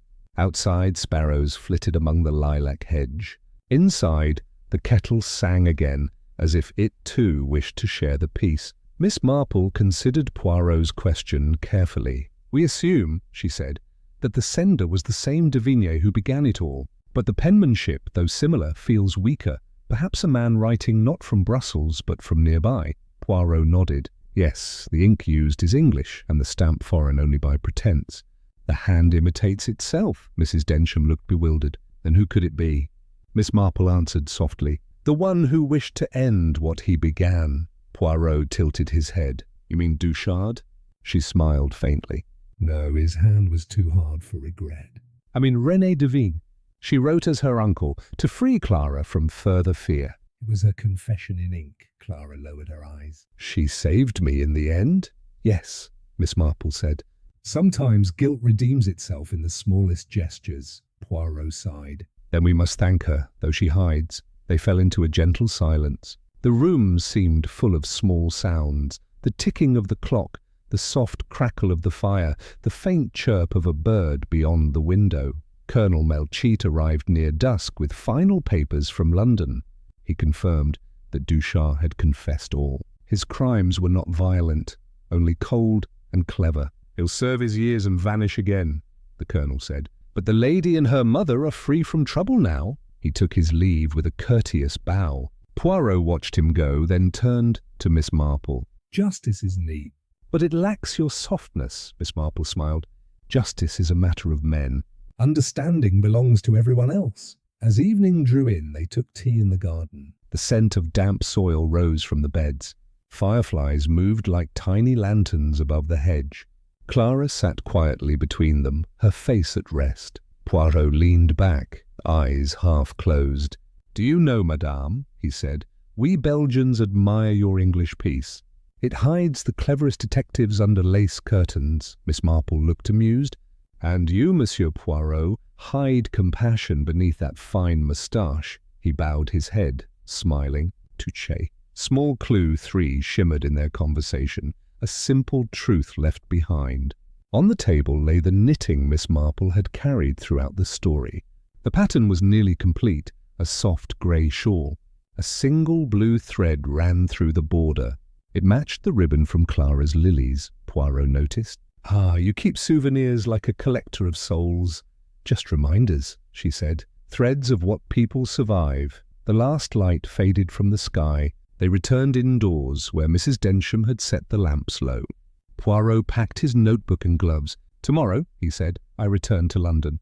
"There is order to restore." Miss Marple poured a final cup. "And I," she said, "shall go back to my roses." He looked around the room once more. "You have here a fine example of English courage, madam, the sort that wears no uniform." She nodded. "And you, Monsieur Poirot, have brought Europe to our doorstep. Tidy, thoughtful, and just." He laughed softly. "We make a good pair, do we not?" "We do," she said. The mirror and the candle. Night settled outside the window, deep and calm. The sound of the river drifted faintly through the open glass. Clara rose and went to the mantel. She took down the last letter from Brussels and held it to the flame of the lamp. The paper caught, curled, and vanished in silence. "There," she said quietly. "The story is done." Miss Marple watched the ash fall to the hearth. Poirot inclined his head, approving the gesture. "Not all stories end in court," Miss Marple said. "Some end in peace," Poirot smiled. "And some in friendship." He extended his hand. Miss Marple took it with gentle firmness. They held the handshake a moment longer than politeness required. The fire burned low. Outside, the village lamps gleamed faintly through mist. The hour felt still enough to remember forever. Moral reflection settled as soft as rain. Truth had been found, but it was the kindness that followed it which mattered more. People err, repent, forgive, and life, if patient, knits them back together. Miss Marple drew the curtain and turned down the lamp. Poirot placed his hat on his knee and looked once toward the quiet street. And so, dear listener, what if Miss Marple and Hercule Poirot solved the case of the vanishing bride, draws to its quiet close? The candle's flame glows steadily again. Its light rests gently on the revealed truth. In St. Mary Mead, peace returns, and Miss Marple's knitting resumes. Each stitch reflects the tangled hearts of humankind. Until next time, dear listener, another secret fades by candlelight.